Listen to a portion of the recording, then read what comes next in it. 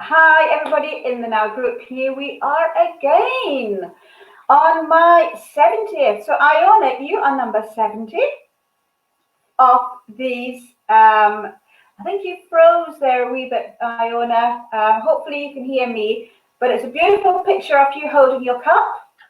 So, there we go.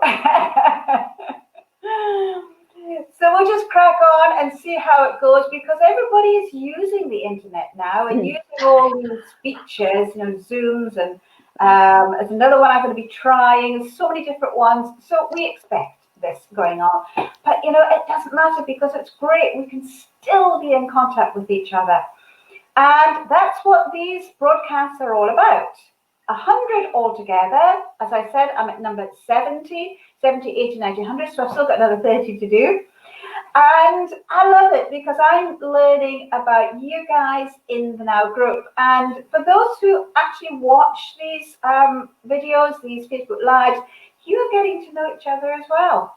And that's what it's all about. That's what a group's about. That's what a tribe's about. And I know, Iona, you'd be first to agree that that is what a tribe is about, knowing each other. It is, and absolutely, you've created an amazing tribe, because I remember back when it first kicked off under this name, and you've been exceptional in holding that space and as a leader bringing everybody together. And a tribe is sitting in circles, so there's no hierarchy. We're all in a collective circle. So yeah, you've done a brilliant job. Totally. So let's go over to Iona, and she can tell us, Iona, who are you and what do you do? Oh, the big question. Who am I? Well, I'm a freedom activator. So I really get off and get really excited on helping people find out what lights their soul on fire, help them find their purpose, activate freedom from within their soul is what I like to call it. And I've got like a bunch of certificates, and I'm a certified clinical hypnotherapist, life coach, NLP, I mean, a million things. And I've been an executive of a trust and so many things, but I brought all my tools together, and my zone of genius is really helping people shift those blocks that are holding them back from living their life of purpose, their soul purpose, because I absolutely believe that everybody has a soul purpose, and that may sound like a huge sweeping statement, but we all come into this world beautiful, amazing, and perfect. And then society gets in the way, and that negative self-talk and whatever we pick up. So that's where the hypnotherapy really comes in, is I can shift that stuff like in one session with people. So whether it's anxiety, depression, overwhelm, but actually it's even like those underlying currents of whose limiting beliefs have we picked up? Who am I to succeed? Money doesn't grow on trees. I could never do that. And something I always like to ask people is, what are you going to do with this one wild and precious life? And what would you do if you knew you were 100% safe? Nobody, there's no obstacles. Who would you be? Good one, yes. And when you mention blocks, I mean, we hear that everywhere, but you also mentioned what those blocks are, which was society, etc. Yeah, so there's a lot of research out there that we form most of our beliefs by the age of 8. Can you friggin' believe that? So you may think that, I'm about to turn 50, yet somehow whatever I do and behave and react now, usually it's rooted in something in childhood, and people may think that's ridiculous, but it's those underlying beliefs, particularly when it comes to self-sabotage and not succeeding. So we learn how to behave and interact and get what we need in the world by how we've grown up within our peer group, within school, our family and society. And that's really where all these blocks, anxieties, limiting beliefs come from. Shame's another huge one. And really a lot of people I find who come to me are coming to me because they're stuck. So they don't know what they want to do, or they feel they should be happy. They've got a successful business, like they're either an entrepreneur or they're doing really well in their line of work, but they're not satisfied. They're not happy with it, and they don't know why. They feel they should be. And so sometimes it's just a matter of uncovering what's holding them back. And sometimes it's a complete career change. It's been quite magical. So I just hold the space and guide people on their own search of discovery, because we've all got our own path to follow. And it's only at a time as well when that person is ready to accept. So they will find someone like yourself or someone else, won't they? They will, and it's really reaching out to somebody who wants the best for you. And also, yeah, you have to be ready, because I've just opened my book this morning, and it's Maya Angelou. Success is liking yourself and liking what you do and how you do it. Yeah. And just if we can just have that as our mantra, it's like, okay, and if we're not fulfilling it somewhere, and if people think, oh, well, work is something we just have to do to get on with it to pay the bills. Well, we can look at that as, well, this enables me to have a roof over my head. Now, what are my other interests? What else do I want to do? And it's about coming home to yourself. And it doesn't have to be hard. And you and I both know this. It doesn't have to be hard. It's a lot easier than we think. And to have that energy and excitement about life, no matter what's going on around us. We've all got responsibilities. Everybody's got issues and things that they're trying to deal with and overcome. So, but if we can be the calm within that chaos, when we're confident and satisfied with what we're doing and inspired by what we're doing, no matter what's going on around us, then that's when we're excited to get up in the morning, when we can find that gratitude, that intention we have for the day. Yeah, absolutely. We also know, because we are human beings as well, that someday we might wake up and think, oh God, no way am I going to get up and do anything. Or you get up and you're feeling fantastic and somebody comes in and badmouths you or argues with you, and then straight away you'll feel, whoa, horrible. What could I do? What could people do at those times? The secret is not to become attached to that. So it's to become the observer. Now, by becoming the observer, I don't mean you become disconnected, but you're not attached to the outcome. Your happiness isn't dependent on somebody else. And so, yeah, stuff is going to happen. We're going to hit every red light some days on the way to work. We're going to stub our toe in the morning. But it's like, oh, okay, I've stubbed my toe. Oh, well. Or hitting every red light. It's like, well, I get to listen to my favorite tunes. Or, oh, look, there's a beautiful rainbow over there. So it's being present in that moment and not getting anxious, triggered, or annoyed, and just coming back to that present moment and coming back to yourself. Because quite frankly, what other people say, do, or think of us is, well, none of our business. Absolutely. I know it's easier said than done, because I certainly get triggered by my son. I've got a teenager, so but it's having that awareness and not getting attached to those thoughts. That's the secret. Yes, and focusing on something that does make you feel good, whether if there is a rainbow there, wonderful, or just looking up at the sky, no matter what is going on in the sky, and using your breath to enjoy that moment. And you're right, it isn't easy when you're in the doldrums, when you're in that corner, but it does come along slowly and gently. Now, I know you have written a book. Do tell us about that book. Ooh, I have written a book called Making Waves. Thank you for asking. And this is really, it's the first of 4 books. I've actually got a deal to write 3 more with my publisher, which 2 years ago, I never would have thought I'd be doing this. So I'm seriously an author, which I love to say.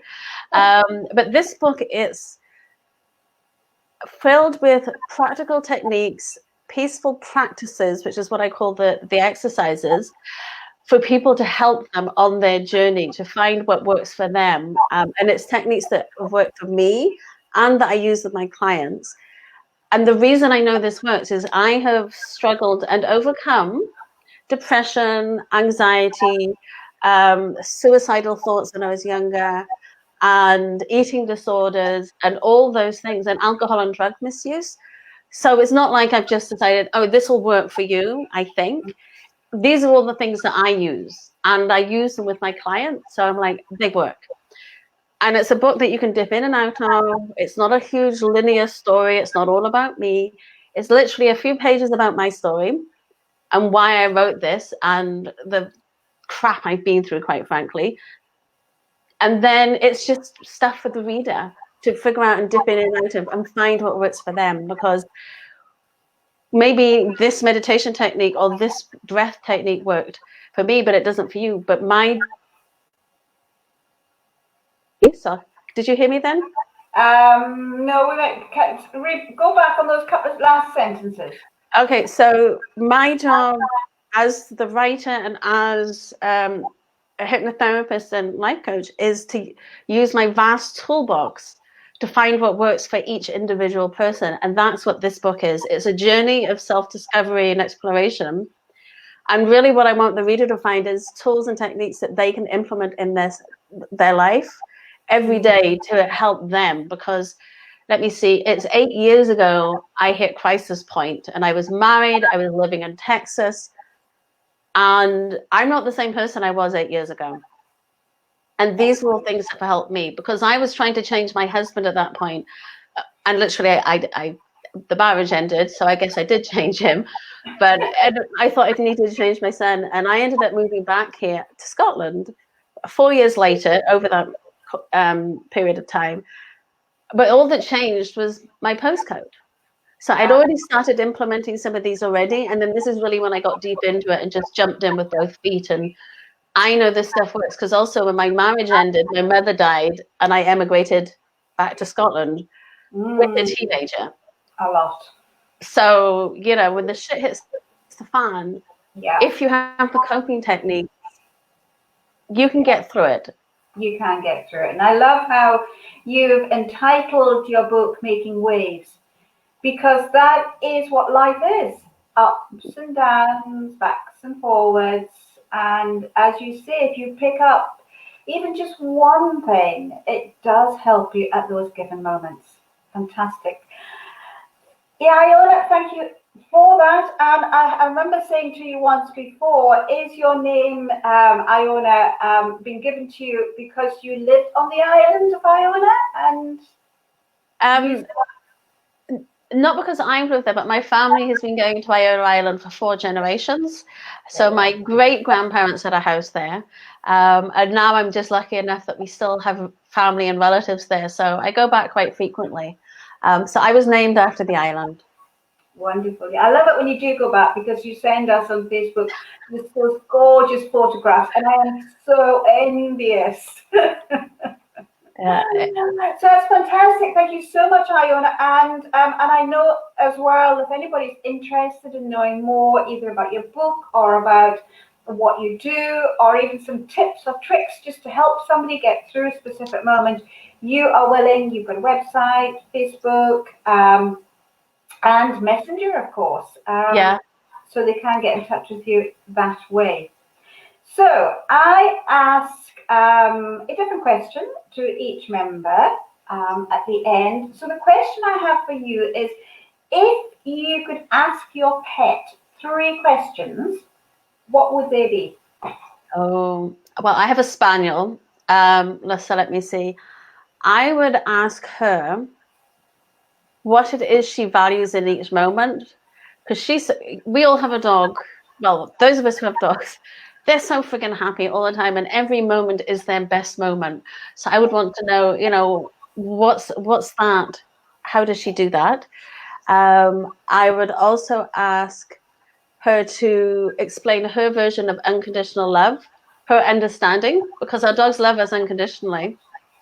And that's the thing, we all need to, are we in love or fear? And we really need to choose love all the time, and no matter what's going on. And it's sometimes not so easy, and our dogs show us that no matter what's going on, they love every moment. And what else would I ask? I would ask her to describe how she sees my son. Oh, that's a good one.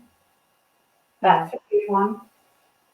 In fact, she loves him, and we lost our other dog just over a year ago. And up until then, the dogs weren't allowed upstairs. But since we're down to 1 dog, she's allowed to sleep in my son's room. And they have sort of morphed into one person. So I would love to know how she sees my son. Absolutely, yes. Little Ellie sleeps with me since I lost my bigger dogs. And I tell my daughter, she's a hot water bottle that never goes cold. Well, Alan, that's fantastic. That's a wonderful way to end as well, because because you've come up with those three questions intuitively, because I just again threw that one on you. As we know, everything comes from within.